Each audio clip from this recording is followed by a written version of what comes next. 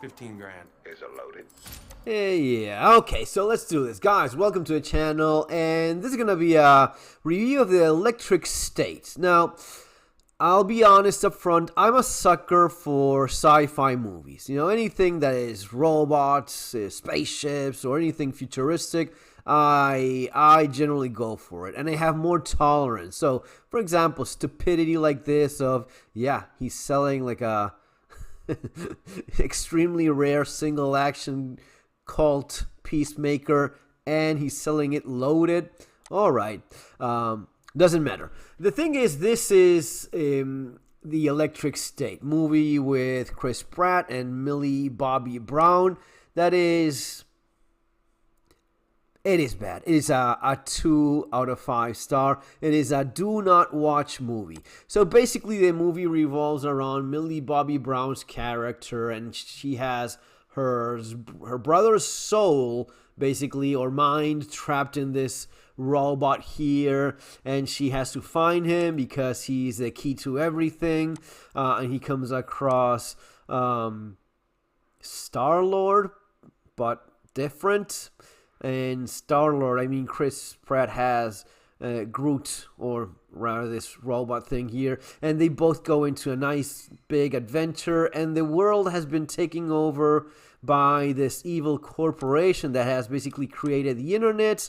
And at some point in history there was a big war between humans and robots, and all of the robots were condemned to the Electric State, like a zone for robots, which bears several important questions like, dude, you have malfunctioning equipment and you just leave it in some area? Why?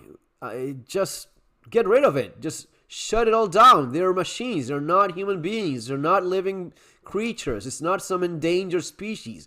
It is a robot. You can make a number of them that will not matter. It is just a machine, right? Well, the exclusion zone is where all of these robots are when they finally won this war, and you have people that are basically hooked to their cell phones, and the cell phones have a robot that walks around. So that's what people do all day long. People in the future, after winning the war against robots, they are hooked to a machine, basically the internet, and live their lives through their robot avatars, right?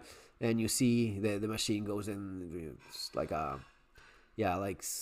some virtual reality bullshit thing, and that allows you to move robots around. And Millie Bobby Brown, she looks like fucking 40. I don't know what it is with this girl. With this woman, she's 20 or 21, but she looks like worn. Like she's like a 1990 Honda Civic kind of worn. She has had a lot of miles.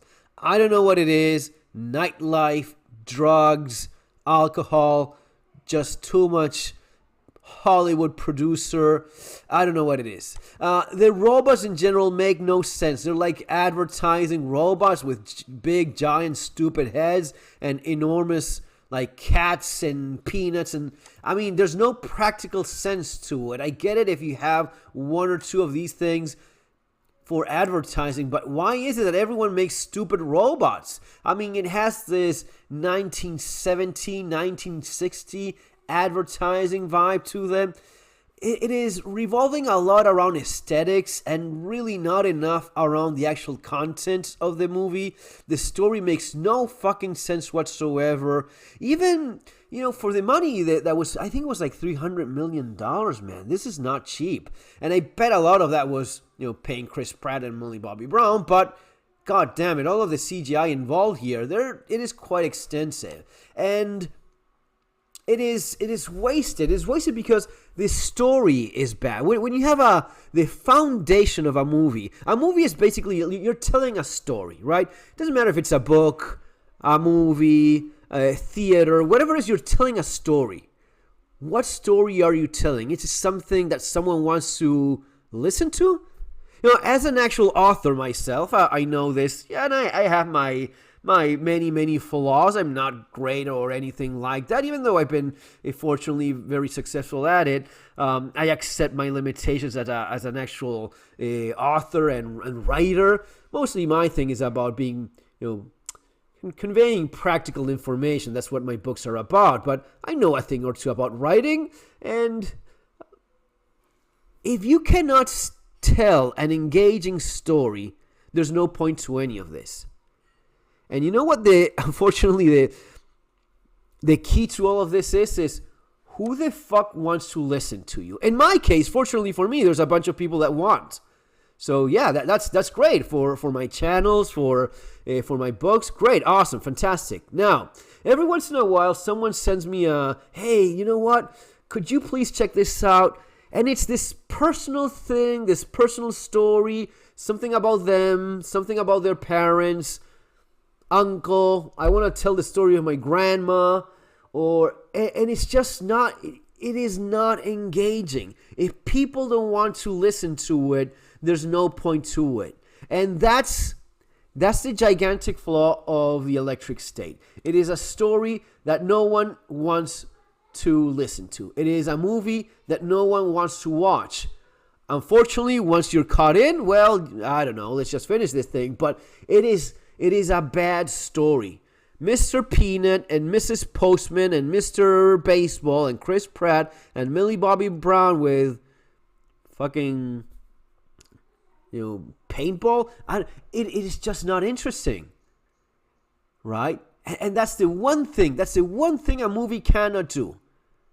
Not be interesting. This is the same thing for the new version of Snow White, where Snow White is not really snow or white or anything like that, and you are using the image of a timeless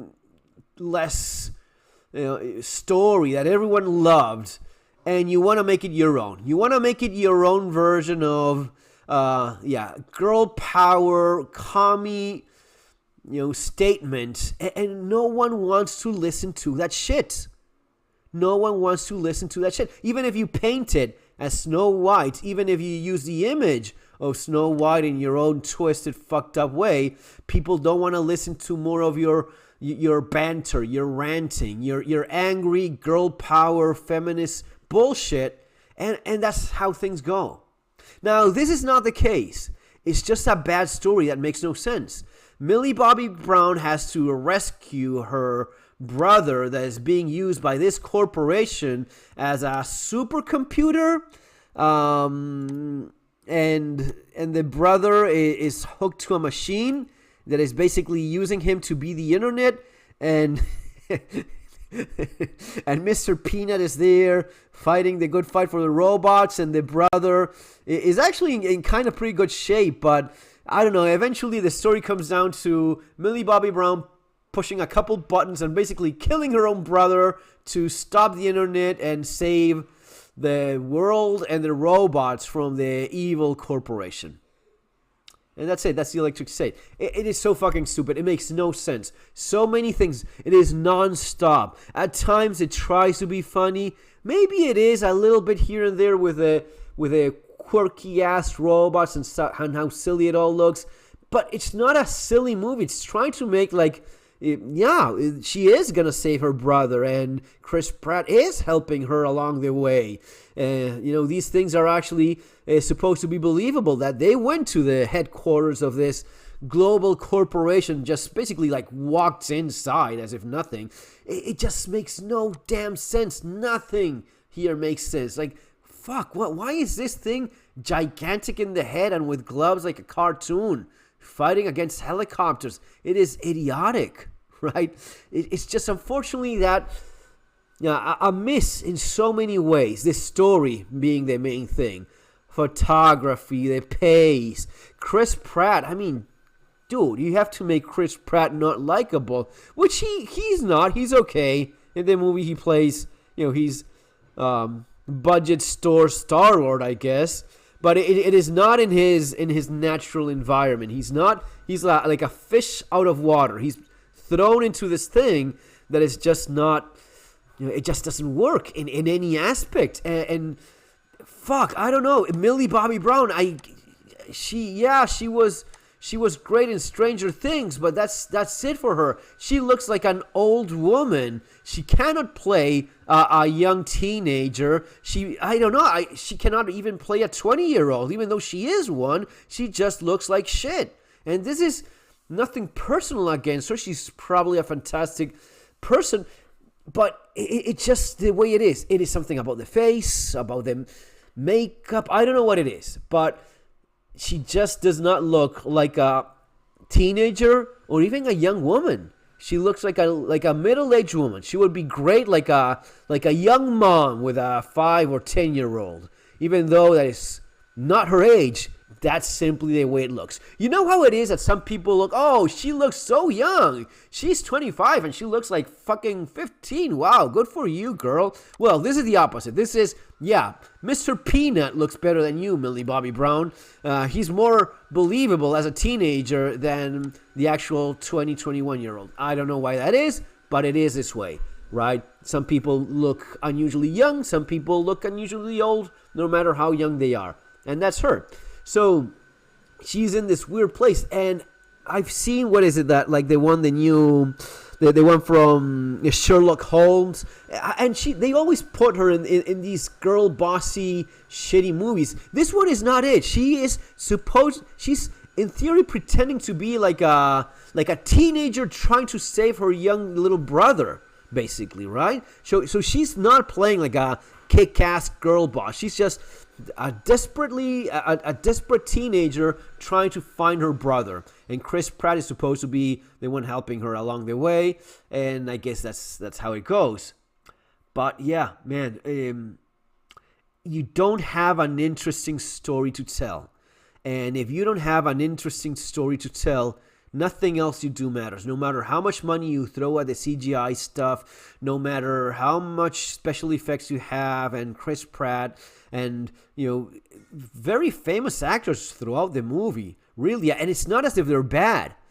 Millie Bobby Brown is maybe the weakest point, and yeah, sure, if you had like a very likable young actress, maybe, but shit, even still with that, it is so poor in the foundation of what the movie is, that I don't think anyone could have saved this thing, no matter who it was. But anyway, that's it. 2 out of 5. Just not recommended. Just in spite of being a fan of the genre in general, I just cannot tell anyone to watch this movie. God damn it, that hair looks stupid on Chris Pratt.